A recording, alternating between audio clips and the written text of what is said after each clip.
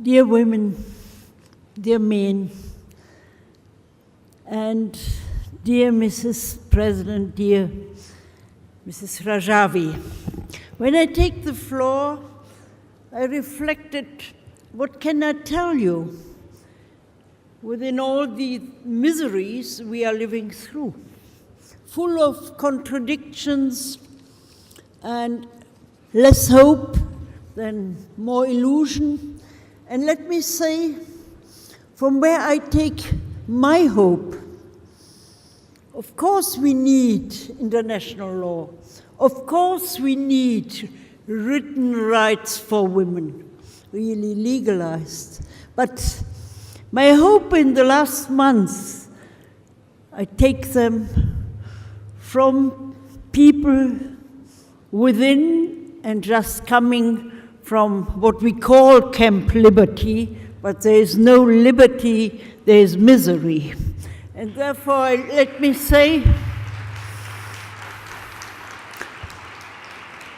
this International Day of Women worldwide, and I'm very glad that we have a lot of countries which are just now once more suffering a lot.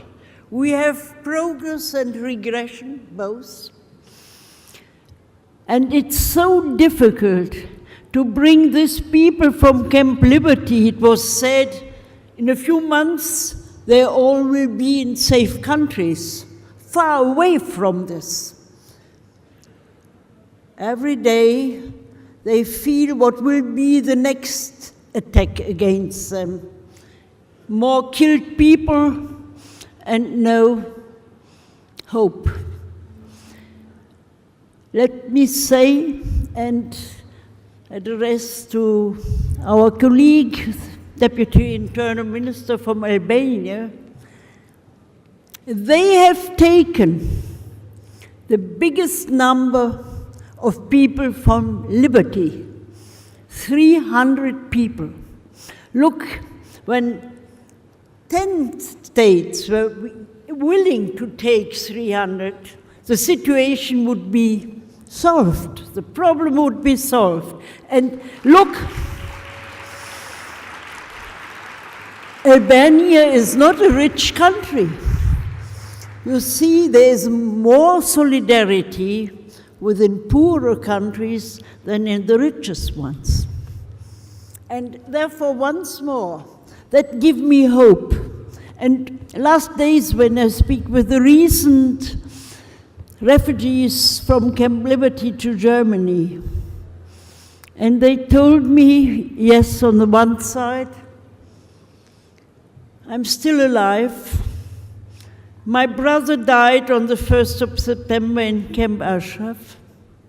My mother is still in Camp Liberty, and I don't know, will I see her again?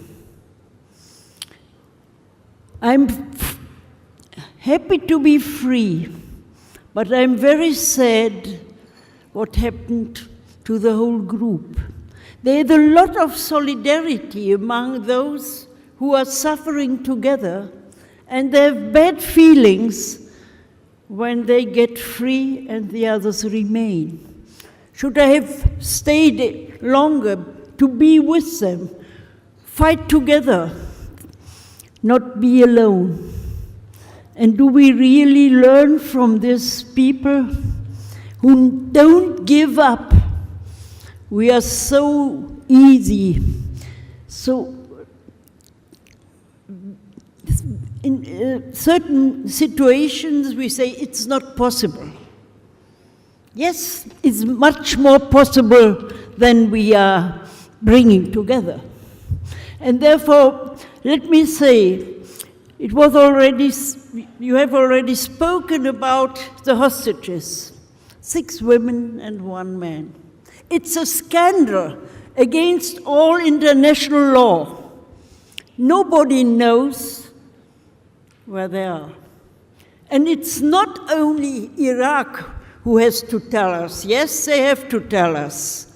But where's UN? Where is America to bring us in a better situation? It's now 6 months it happened, and no answer at all where they are. We don't know. Are they tortured? Are they still alive? Nothing. That's really a brutal policy against human beings. And therefore, we have to stand up. What was already said this afternoon, are we really willing to stand up? I would hope, I would like to hope, that all the members who are here together, that's already a big group, making a step forward to their governments to bring a solution for these 7 people. Don't say it's a small group. No, it's not the question of a small group. What is the most important question? Even if it was only one, we have to stand up and to ask, to demand, and to challenge them. We are much more powerful than we believe. If there is not only by digital communication a powerful gest, we have to do it locally, nationally, and European, internationally. Believe me, the time I spent with this group, with Mrs. Rajavi, I learned it's so difficult to get forward, to persuade people. You are wrong when you are criticizing Madame Rajavi, because very often it's said it's only for her power. It's such a scandal to say it's for her power. Look what she did, also with the people going for hunger strike, no longer believing at an alternative. She is consequently against Islamic fundamentalism. It's not a reaction against religion, but against the abuse of religion that we have in a lot of countries. And believe me, what is going on? Let's work for democracy. Those people, also we as women, living in democratic countries, sometimes I have the impression we ignore, we don't know what is the importance and the relevance of freedom. Sometimes people, maybe in Eastern Europe, maybe in the Middle East, maybe in Iran, they have much more courage than we have. So don't say we can't do nothing. We are more powerful compared to our belief. I said it already, and therefore for me it's so important that we have this kind of gatherings. Then I have to say, against all bad messages, we were successful on the European level, more and more. When you listen to our parliamentarians from the European Parliament, Ms. Rajavi can even speak of our own experience. We get more and more people who we can persuade. It's the same, a very long story in the United States. It was in 2012 that the highest Court of Justice in the United States had to abolish this discrimination of Iranian resistance. So it's difficult, yes, but never give up. That's my conviction. As long as we can move, we will not stop. And so it's important for me to have such persons. We need them going forward, showing us ways to bring changement. And I will stop my short speech when I come back to the message from you, Mrs. Rajavi, from today.